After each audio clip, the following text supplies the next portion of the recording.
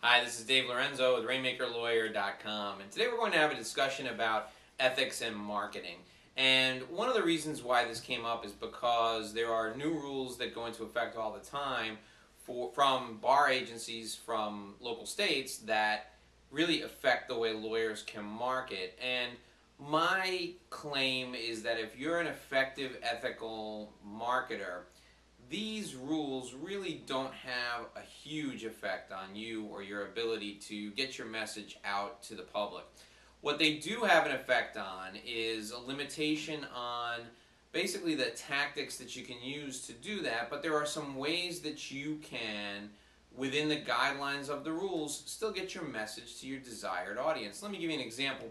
In Florida, there's a bar rule that states that testimonials are not permitted on websites. And for the most part, there are absolutely no testimonials on law firm websites. I mean, there are a couple of exceptions to that, and those folks are probably not doing the right thing, but we're not talking about the exceptions.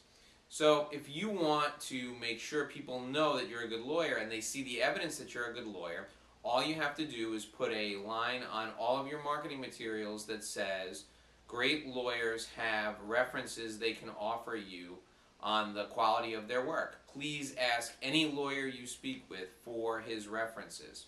If you would like ours, you have an email address that they can email, and you can then send them your references or your testimonials. I would always send complete testimonials with full names as long as the client permits it, and then people can look those folks up and call them if they like. Generally, that doesn't really happen.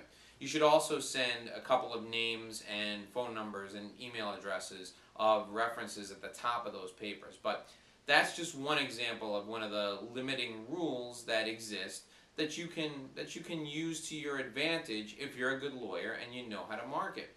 Another rule that exists in many places is the rule that prohibits direct mail, unsolicited direct mail from non-clients. And the way that we tell lawyers to work within the guidelines of that rule is to focus on mailing to their existing clients, referral sources who they already have a relationship with, or, quite frankly, other lawyers could be a great source of referrals. And in all the states that I know of, there's no restrictions on whether lawyers can send direct mail to other lawyers. Those don't have to be approved by most bar regulatory agencies, and the mailing can go out just as it is in a plain envelope. Doesn't have to have any special marking on it. So if there's restrictions in your area on direct mail, what you do is you direct mail to people you already have a relationship with, you direct mail to your clients, you direct mail to your referral sources, and you direct mail to other lawyers.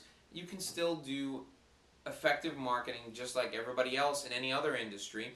You just can't do it to cold prospects. And I got news for you. Cold prospects are not the best source of clients anyway. The best sources of clients are going to come from your referral sources, people who already know you, like you, and trust you. All right, so that encompasses the bar rules portion. Don't fight the bar rules. Figure out a way to work within them, and there's a way to work within the guidelines of every bar regulatory agency around the country and probably around the world. The second point I want to make to you is that effective ethical marketing really involves no embellishments whatsoever when it comes to your biography or your past history as a lawyer. There is absolutely no place for embellishing your past history in your bio on your blog, the author bio, or in your just plain old bio on your website. If you worked on a certain type of case, then put that down. But if you ran and got coffee for somebody who worked on that case back when you were a brand new lawyer, that's not the same as working on the case. That's the same as helping a partner out with an administrative task, if you will.